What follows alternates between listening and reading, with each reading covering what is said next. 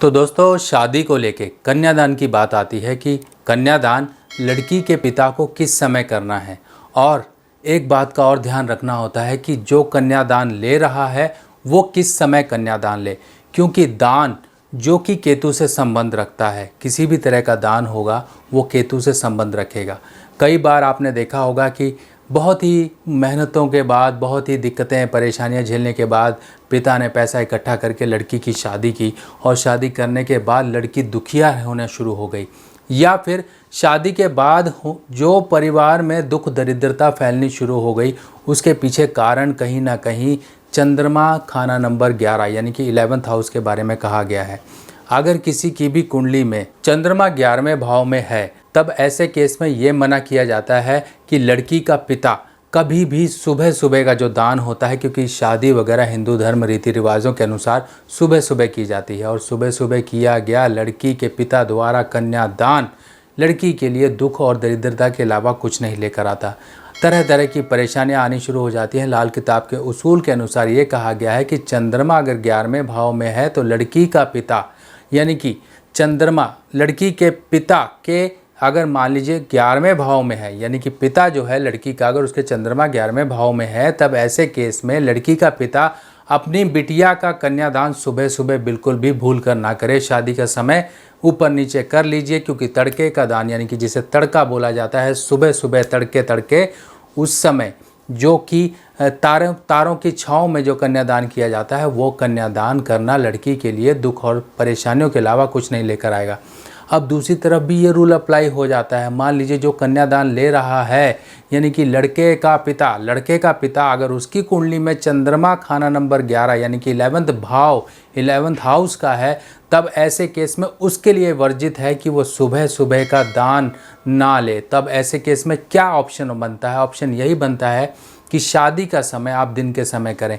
भोर में की गई शादी और भोर में लिया गया दान या किया गया दान, वो भी कन्या का, परेशानियाँ परिवार में तो लाएगा ही लाएगा, साथ ही साथ लड़की के जीवन में भी परेशानियाँ लेकर आ जाएगा। पहला रूल तो ये बनता है। दूसरा रूल बनता है बुध 6th हाउस के लिए। अब छठे घर का बुध है तो अपने स्वराशि का बुध है, पर यहाँ पर यह कहा गया है कि अगर ये उत्तर दिशा की तरफ लड़की की शादी होती है, मान लीजिए कि पिता की कुंडली में छठे भाव में बुध है और वो अपनी, मान लीजिए उसकी बेटी भी है, और वो अपनी बेटी की शादी उत्तर दिशा की तरफ करता है, तब लड़की दुखिया रहेगी, परेशानी उसको जीवन में तरह तरह की झेलनी पड़ेगी। और इसके अलावा एक और कंडीशन बनती है, अगर लड़की अपने ससुराल में गई और वो ससुराल का जो घर है वो कहीं पर उत्तरमुखी है, तब भी लड़की के लिए परेशानियां आ जाती हैं।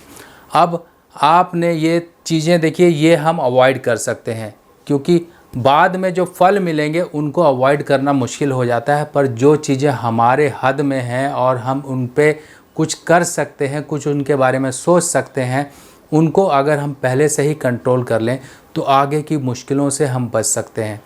अब चंद्रमा मान लीजिए किसी की कुंडली में 11वें भाव में है, तब उसके लिए उपाय क्या किए जाते हैं? उपाय ये होते हैं कि आपको भैरव मंदिर में दूध चढ़ाना है, दूध चढ़ाते रहिए। और चंद्रमा 11वें भाव के लिए एक और उपाय कहा गया है कि 125 बिना मीठा डाले हुए दूध से बने खोए के पेड़े आपको कहीं पर दान करने हैं। किसी को बांट दीजिए, चाहे धर्म स्थान में जाके बांट दीजिए, लोगों में बांट दीजिए, वितरण कर दीजिए।